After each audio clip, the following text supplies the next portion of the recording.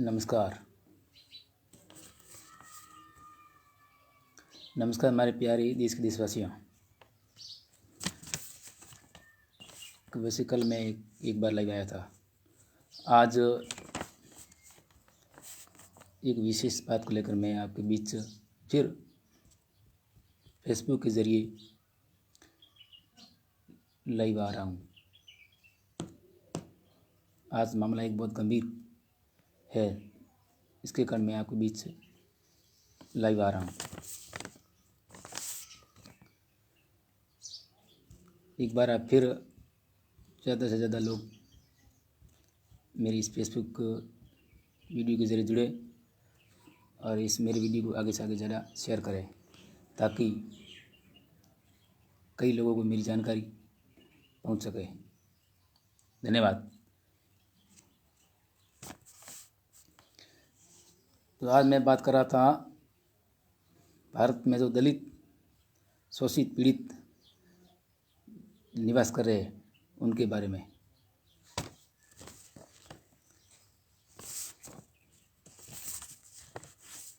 तो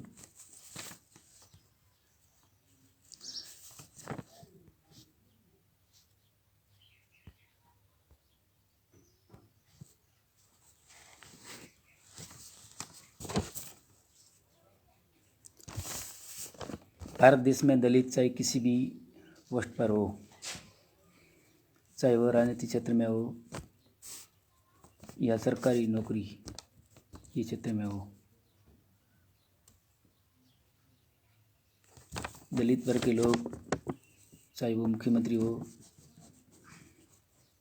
चाहे एमएलए हो, चाहे एमपी हो, चाहे प्रधानमंत्री हो, चाहे राष्ट्रपति हो, या सरकारी में चाहे कलेक्टर हो, एसपी हो, जो भी हो, बड़ी बड़ी पोस्टों पर हैं, पदों पर जो भी दलित भले हो, लेकिन उनके साथ हमारे देश भारत में हमेशा नीचा व्यवहार किया जाता है। सबसे बड़ा पद हमारे देश के अंदर राष्ट्रपति का होता है, लेकिन वो एक दलित वर्ग से हैं। राष्ट्रपति माननीय रामनाथ कोविंद जी एक दलित वर्ग से हैं। वो दलित होने के कारण उनके साथ हमेशा गलत व्यवहार किया जाता है और भेदभाव किया जाता है। तो मुझे आज सूत्रों के मुताबिक सोशल मीडिया के ज़रिए एक सूचना मिली है कि हमारे राष्ट्रपति महोदय के रिश्तेदारों के साथ कुछ असामाजिक तत्व एवं दबंगों ने उनके साथ मारपीट की, धक्का मुक्की की और तो और क्या जाने कुछ किया होगा, बदसलूकी की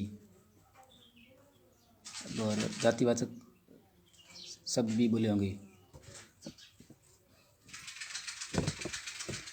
तो ये सब गलत हो रहा है।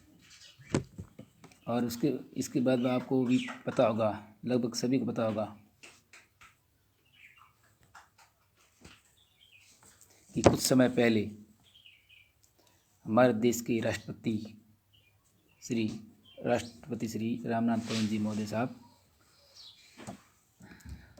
और उनकी पत्नी के साथ में इस प्रसिद्ध मंदिर के अंदर कुछ समय पहले कुछ असामाजिक श्रेणियों के लोगों ने धक्का मुक्की की थी।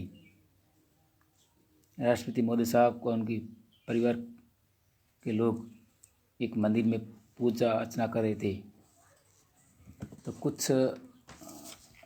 स्वर्ण लोगों ने उनके साथ में अभद्र व्यवहार किया था और धक्का मुक्की भी की थी राष्ट्रपति के साथ में, जो चर्चित में था। तो मेरा मानना यह है कि जिस देश में दलित को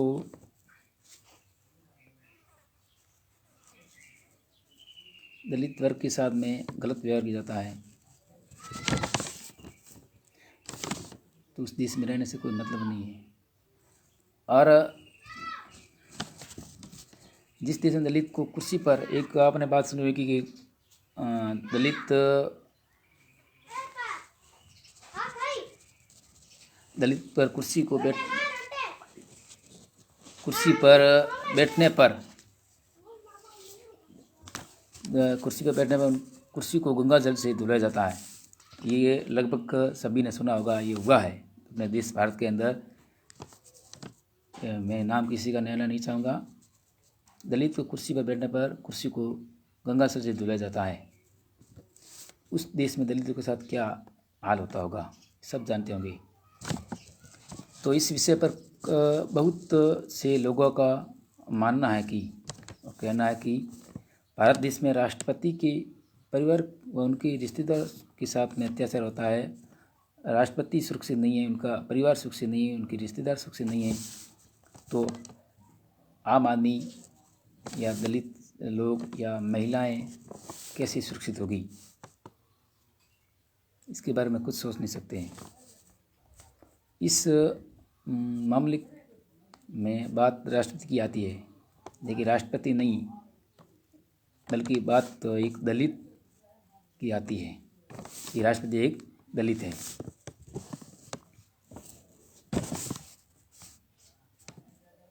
ये बात बिल्कुल मैं सही कह रहा हूँ और सभी को सोचने की बात है ये।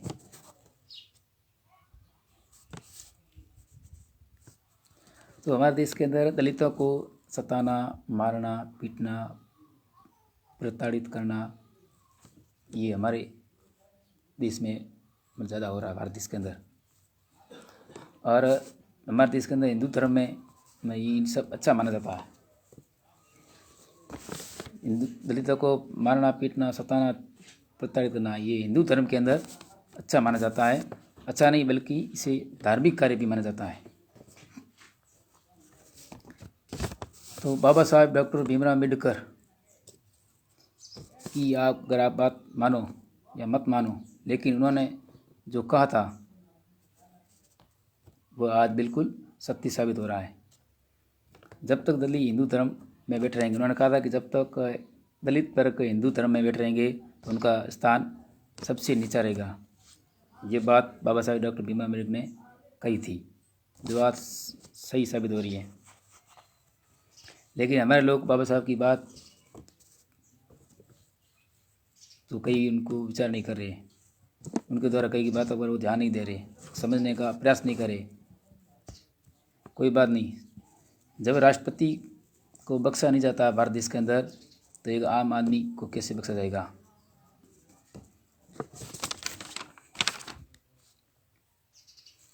मैं मेरे देश के दलित वर्ग से ये अपील करूँगा कि ये एक सोचने का विचार है कि आज नहीं जागेंगे तो आगे आने वाला भविष्य बहुजनों का नहीं होगा, अपना नहीं होगा। जैसे पहले अपन को गुलाम बनाया जाता था, उस प्रकार आज आने वाली पीढ़ी को गुलाम बनाया जाएगा और देश के अंदर जो ऊंची जातियाँ हैं उनका शासन होगा, बहुजनों का शासन बिल्कुल चला जाएगा। पहले किस तरह चलता था उसी तरह आज अपने देश के अंदर चलेगा। तो मैं अपने सभी समाज के लोगों से, SC ST OBC और दलित वर्ग से भी अपील करूँगा, ये सोचने का विषय है। डॉक्टर बाबा साहब की कई बातों का विचार करें, बातों को फॉलो करें, नहीं तो आने वाली पीढ़ी बहुत पछताएगी। जय भीम, जय भारत।